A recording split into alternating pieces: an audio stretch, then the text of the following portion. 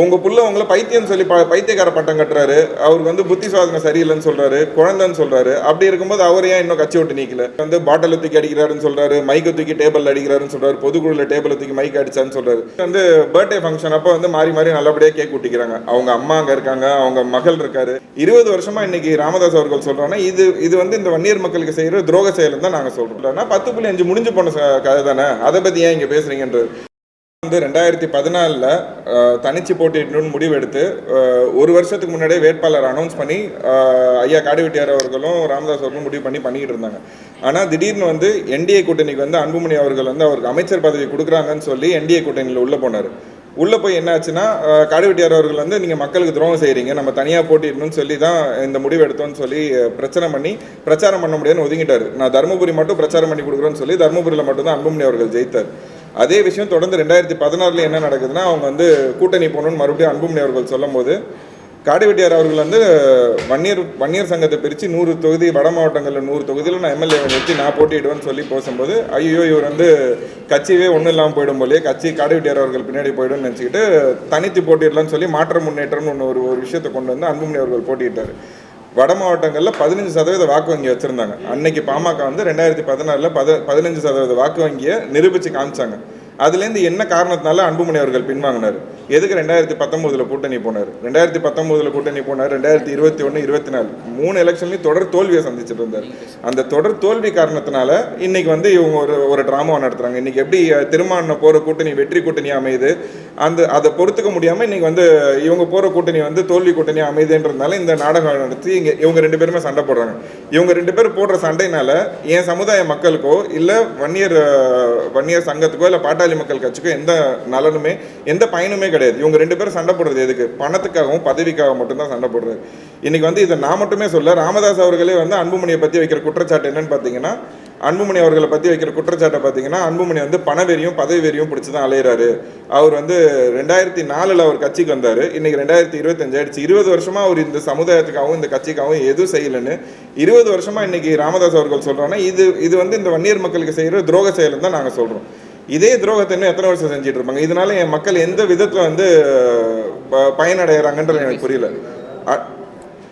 அன்புமணி அவர்கள் வந்து இப்போ இந்த 2021 எலெக்ஷனில் நிறைய பொறுப்பாளர்கள் போய் அன்புமணி அவர்கள்ட்ட ராமதாஸ் அவர்கள்ட்ட என்ன கேட்குறாங்கன்னா, தருமபுரியில் தியாகி ஐயா சுப்பிரமணிய அவங்களோட குடும்பத்துலேருந்தோ இல்லை நெய்வேலியில் ஐயா தேசிங் அவர்களோட குடும்பத்துலேருந்து யாராவது ஒருத்தர் வந்து விருதாச்சலத்தையும் தருமபுரியிலையும் போட்டியிட வைக்கலாம் அப்படின்னு சொல்லும்போது அன்புமணி அவர்கள் என்ன சொல்கிறாருன்னா, மாவீரன் காடுவெட்டியார் அவர்கள் இருந்து அவர் வந்து இன்னைக்கு மாவீரன் கடவுள் அப்படின்னு சொல்லி மக்கள் வந்து தியாகி ஆக்கிட்டாங்க. இதுலேருந்து வந்து நான் தியாகிகள்லேருந்து இன்னும் 2 பேரை உருவாக்கி இன்னும் நான் வந்து இதுலேருந்து அடையாளமே இல்லாமல் போகணுமா, அதெல்லாம் ஒன்றும் செய்ய தேவையில்லை அப்படின்றாரு. ஐயா அவர்கள் மேலே ஒரு படிக்கு போய் என்ன செய்யறா, அந்த குடும்பத்துக்குலாம் நிறைய செஞ்சாச்சு, வீடு கட்டி கொடுக்கறதுலாம் பார்க்கலாம் பொறுமையாக அப்படின்றாங்க.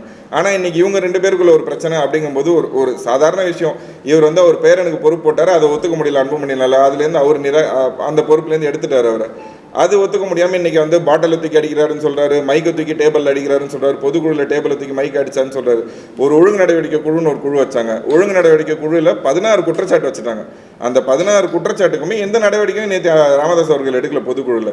இதே ஒரு சின்ன அந்த 16 குற்றச்சாட்டில் ஒரு குற்றச்சாட்டு யாராவது ஒருத்தர் ஐயா ஜி கமணி அவர்களோ இல்லை சேலம் அருளானனோ இல்லை கணேஷ்குமார் எம்எல்ஏ அவர்களோ யாராவது ஒருத்தர் அந்த குற்றச்சாட்டை செஞ்சிருந்தா கட்சி விட்டு நீக்கியிருப்பாங்க.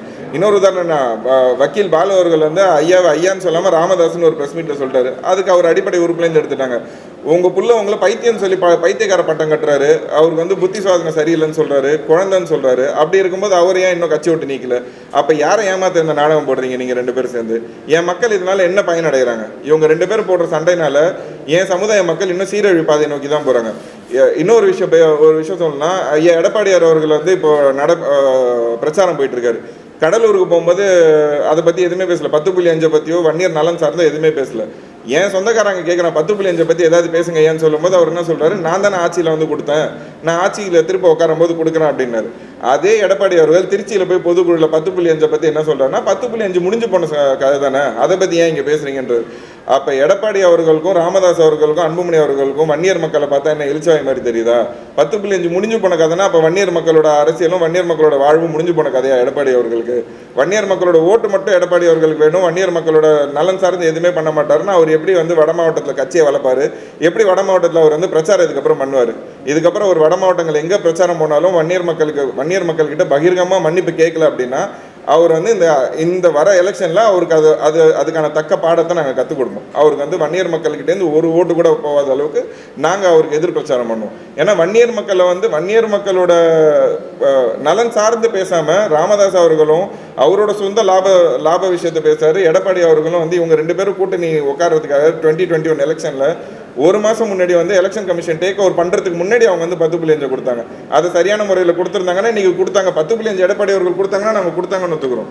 கொடுக்காம இருக்கும்போது அது எப்படி நாங்கள் வந்து அவங்க சூழ்ச்சி செஞ்சு கொடுத்ததை நாங்கள் எப்படி ஒத்துக்க முடியும்? இந்த மாதிரி தொடர்ந்து என் சமுதாய மக்கள் வந்து சீரழிவு பாதையில் கொண்டு போகிறது வந்து எடப்பாடி அவர்களும் ராமதாஸ் அவர்களும் தான் பண்ணுறாங்க. ராமதாஸ் அவர்கள் வந்து இதே பிரச்சனையை இப்போ இந்த 20 ஆண்டுகளாக இந்த பிரச்சனையை பற்றி எதுவுமே பேசல. அன்புமணி அவர்கள் செஞ்ச எந்த விஷயத்தையுமே அவர் எந்த இடத்துலையும் சொல்லல. இன்றைக்கி வந்து அவங்க அம்மாவை பாட்டில் தூக்கி அடித்தாங்கன்னு சொல்கிறாரு. பொதுக்குழு மேடையில் மைக்கை தூக்கி டேபிளில் போட்டாங்கன்னு சொல்கிறாங்க. இவர் வந்து அவதூறாக பேசிட்டாங்க, வலைதளங்களில் வந்து சமூக ஊடக பேரவைகளை வச்சு அவதூறாக பேசுனாங்க, இதெல்லாம் சொல்கிறாங்க. அப்படி பேசுகிறவங்க முந்தா நேற்று எப்படி வந்து பர்த்டே ஃபங்க்ஷன் அப்போ வந்து மாறி மாறி நல்லபடியாக கேக் ஊட்டிக்கிறாங்க. அவங்க அம்மா அங்கே இருக்காங்க, அவங்க மகள் இருக்காரு, ராமதாஸ் அவர்களோட மகள் இருக்காரு, அவரோட மனைவி இருக்காங்க, அன்புமணியும் இருக்காரு. யார் முகத்துலையும் எந்த பதட்டமும் தெரியல. எல்லாரும் வந்து நல்லபடியாக சந்தோஷமாக தான் கேக் ஊட்டிக்கிறாங்க. எல்லாருமே இதே சூழ்ச்சியை தான் இவர் வந்து பிரித்தாளும் சூழ்ச்சி. இதே மாதிரி தான் வந்து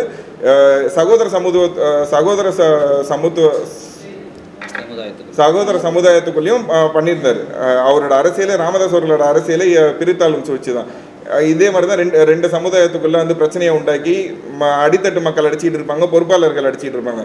ஆனால் அவங்க மேலே பார்த்தீங்கன்னா அந்த தலைவர்களுக்கு போய் பர்த்டே விஷ் பண்ணுறதும் அவங்க கல்யாணத்துக்கு போகிறதும் பண்ணிட்டு இருந்தார். இன்றைக்கி இவங்க 2 பேரும் அதை தான் பண்ணுறாங்க. அப்பாவும் பிள்ளையும் அடிச்சுக்கிற மாதிரி ஒரு நாடகத்தை போட்டு அவங்க கீழே இருக்க பொறுப்பாளர் இப்போ ராமதாஸ் அவர்கள் பின்னாடி ஒரு 10 பொறுப்பாளர் இருக்காங்க, அன்புமணி அவர்கள் பின்னாடி ஒரு 10 பொறுப்பாளர் இருக்காங்கன்னா அவங்க 2 பேரும் தான் அடிச்சுக்கிறாங்க. இவங்க 2 பேரும் மேடையில் பேசிக்கிற மாதிரி தனித்தனியாக பொதுக்குழு போடுறது, நான் வந்து இந்த எலெக்ஷன் வரைக்கும் நாங்கள் 2 பேரும் ட்ராமா போடுறோம், எலெக்ஷன் முடிஞ்சதுக்கப்புறம் நம்ம ஒன்றாய்க்கலாம்ப்பா அப்படின்னு சொல்லிட்டு கை கோத்துட்டு போயிடுவாங்க. ஆனால் ஏன் மக்கள் என்ன ஆவாங்க? ஏன் மக்கள் அடிச்சுட்டு நிற்கிறவங்க நாளைக்கு வந்து ஒரே தொகுதிக்குள்ளே ஒரே கிராமத்துக்குள்ளே எதுவுமே பண்ண முடியாமல் அவங்க முரணாக தான் நிற்கும். இப்போ இவங்க 2 பேரும் அடிச்சுக்கிறாங்க, ஆனால் இவங்க 2 பேரும் கேக் கூட்டிக்கிறாங்க. இவங்க 2 பேரும் எப்படியா இருந்தாலும் ஒன்றா தான் சேர போகிறாங்க. ஏன் மக்களோட நிலைமை என்ன ஆகும்? இப்படி தொடர்ந்து ஏன் என் சமுதாய மக்கள் வந்து ராமதாஸ் அவர்களும் அன்புமணி அவர்களும் ஏமாத்திக்கிட்டு இருக்காங்க? இல்லை, இது எங்கேயுமே புகழ்ந்து பேசவே இல்லையே. அவங்க புகழ்ந்து பேசுறதுக்காக காரணம் என்னன்னா, காடி வெட்டியார் அவர்களை ஓரம் கட்டிட்டோ அவரோட புகழை மறைச்சிட்டோ இவங்களால அரசியல் பண்ண முடியல. அது ஒரு 5 வருஷமா ட்ரை பண்ணாங்க, தொடர் தோல்வியை தான் சந்திச்சாங்க. அதான் சொல்றோம்ல, 2016 15% வாக்கு வச்சிருந்த பாமக இன்னைக்கு வந்து 2% கீழே போயிடுச்சு. ஏன் அப்படின்னா அவரோட மறைவுக்கு அப்புறம் அவரோட புகைப்படத்தை போடக்கூடாது, அவரை பற்றி பேசக்கூடாதுன்னு திரு ராமதாஸ் அவர்களும் சரி அன்புமணி அவர்களும் வந்து எல்லா பொதுக்குழுலையும் அவங்க வைக்கிற எல்லா கூட்டத்திலுமே சொன்னாங்க. ஆனால் இன்னைக்கு அவங்க நடத்த மாநாடு, மகளிர் மாநாடாக இருக்கட்டும், இவர் நடத்த பொதுக்குழுவாக இருக்கட்டும், அவர் நடத்த பொதுக்குழுவாக இருக்கட்டும், மகாபலிபுரம் மாநாட்டில் எல்லா இடத்தையும் காடி வெட்டியார் அவர்களோட பேரை சொல்லும் போது மட்டும்தான் இவங்களுக்கான கரகோஷங்களே அங்கே இருக்குது, இவங்களுக்கான வரவேற்பே அங்கே கிடைக்குது. காடி வெட்டியார் அவர்களை மறைச்சிட்டு ஐயானாலேயோ இல்லை அன்புமணி அவர்களாலே அரசியல் பண்ண முடியல. இன்னைக்கு ஐயா வாழ்கின்ற காலத்தையும் வந்து காடி வெட்டியார் அவர்கள் வந்து ஒரு மாவீரனாகவும் தெய்வமாகவும் ஆயிட்டார். எங்கள் சமுதாய மக்களுக்கு குலதெய்வம் ஆயிட்டார். அதை ஒத்துக்க முடியல அவங்களால. அதை இப்போ மறைக்க முடியாததுனால அவரோட பேரை பயன்படுத்துகிறாங்க. அவரோட பேரை பயன்படுத்தாமல் இனி காடி வெட்டியார் அவர்களோட பேரை பயன்படுத்தாமல் ராமதாஸ் அவர்களோலையோ அன்புமணி அவர்களால கட்சி நடத்த முடியாது. அது ஓப்பனான உண்மை இப்போ.